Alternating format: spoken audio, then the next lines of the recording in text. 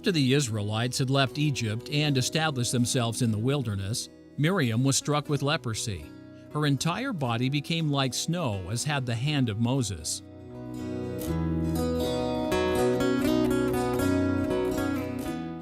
The original Hebrew is the same, Sarah. As in the case of Moses, translations of Sarah vary, with most translating it as leprous and others using disease or diseased. The New International Translation calls Sarah both leprous and a defiling skin disease, while Holman's simply uses diseased, and God's Word calls it an infectious disease.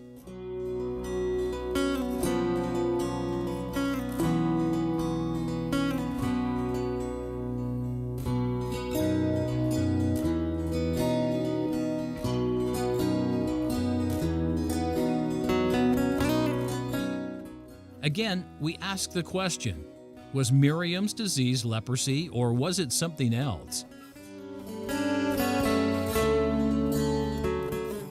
To answer these questions, we must first define leprosy. What is leprosy, and does it fit the description in the Bible?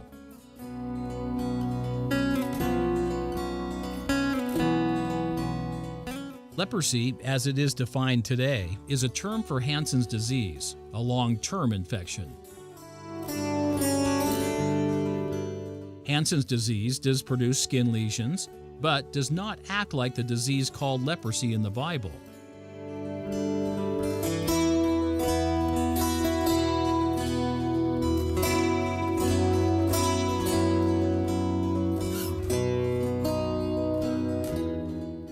In fact, almost nothing about the biblical disease conforms to anything expected of Hansen's disease.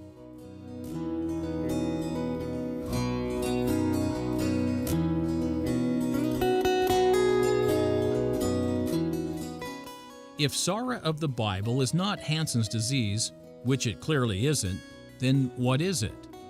The Bible gives clear descriptions of the effects of Sarah on the skin, yet historians can't find any known skin disease to connect it with. It remains an unidentified skin disorder.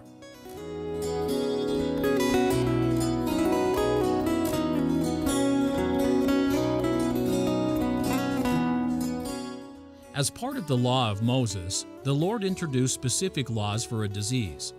These were the laws of the plague of leprosy. In these laws, the Lord first identified the disease through its symptoms and then taught the children of Israel about its ritual cleanliness. But before going into specifics, there are important questions that need to be asked and answered. It is curious that the Lord found it necessary in His law of leprosy to first define what the disease was. He described the symptoms of scabs and boils in great detail, and then specified what was leprosy and what was not. But why would He need to do so? Didn't Israel already know what leprosy was?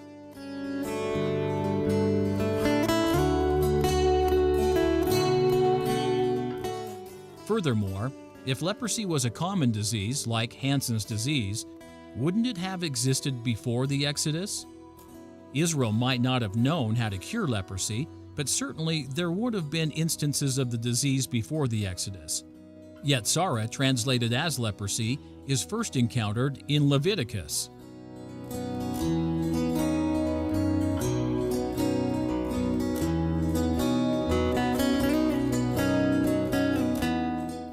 The fact that the Lord identified the forms of Sarah suggests that it was a new disease.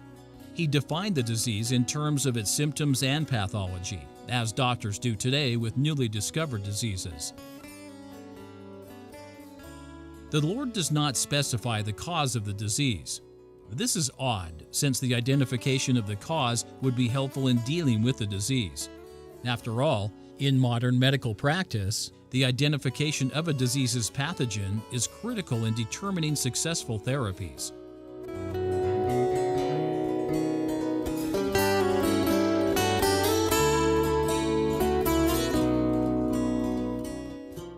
Of course, the identification of the cause of Sarah would not be necessary if the Israelites already knew what it was.